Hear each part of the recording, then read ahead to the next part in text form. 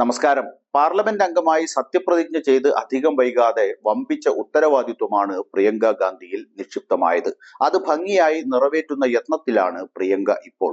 വയനാട്ടിലെ മുണ്ടക്കയിലും ചൂരൽമലയിലും ഉണ്ടായ ഉരുൾപൊട്ടൽ ദുരന്തം അതീവ ഗുരുതര വിഭാഗത്തിൽ ഉൾപ്പെടുത്തണമെന്ന പ്രിയങ്കയുടെ ആവശ്യം ഒടുവിൽ കേന്ദ്ര സർക്കാർ അംഗീകരിച്ചു.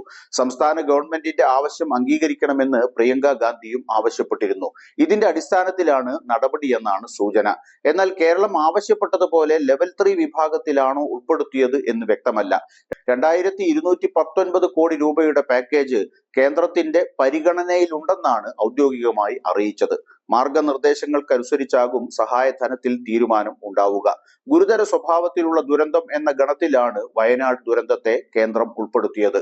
വയനാട് ദുരന്തത്തെ അതീവ ഗുരുതര വിഭാഗത്തിൽ പെടുത്താനായിരുന്നു കേരളം ആവശ്യപ്പെട്ടത്.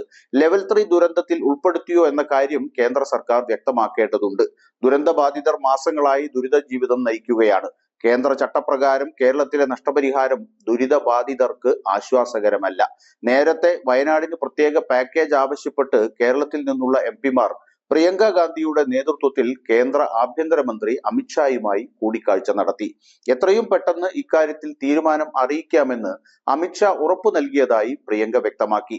2221 കോടി രൂപയുടെ സഹായമാണ് സംഘം തേടിയത്. ഉരുൾപൊട്ടലിൽ ആ പ്രദേശം ഒന്നാകെ നശിച്ചു. ദുരിതബാധിതർക്ക് എല്ലാം നഷ്ടപ്പെട്ടു. കുടുംബത്തെ മുഴുവൻ നഷ്ടമായവരുണ്ട്. അതിൽ ചെറിയ കുട്ടികളുമുണ്ട്. അവർക്ക് മറ്റൊരു പിന്തുണയില്ല. കേന്ദ്രത്തിന് മുന്നിട്ടിറങ്ങാൻ കഴിയുന്നില്ലെങ്കിൽ അത് രാജ്യത്തിനാകെ, പ്രത്യേകിച്ച് ദുരന്തത്തിന്റെ ഇരകൾക്ക് മോശമായ സന്ദേശമാണ് നൽകുന്നത്.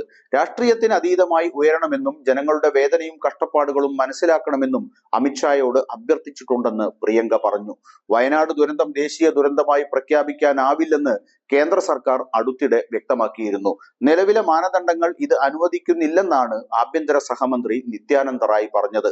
ദുരന്തം നടന്ന് ദിവസങ്ങൾക്കകം പ്രധാനമന്ത്രി നേരിട്ടെത്തി ദുരന്തഭൂമി സന്ദർശിച്ചിട്ടും മാസങ്ങൾ കഴിഞ്ഞിട്ടും സഹായധനം പ്രഖ്യാപിക്കുന്നതിൽ നിന്നും പിന്മാറി നിന്ന കേന്ദ്ര സർക്കാരിന്റെ അനാസ്ഥയ്ക്കെതിരെ പ്രിയങ്ക നയിച്ച പോരാട്ടമാണ് ഒടുവിൽ ഫലം കണ്ടത്.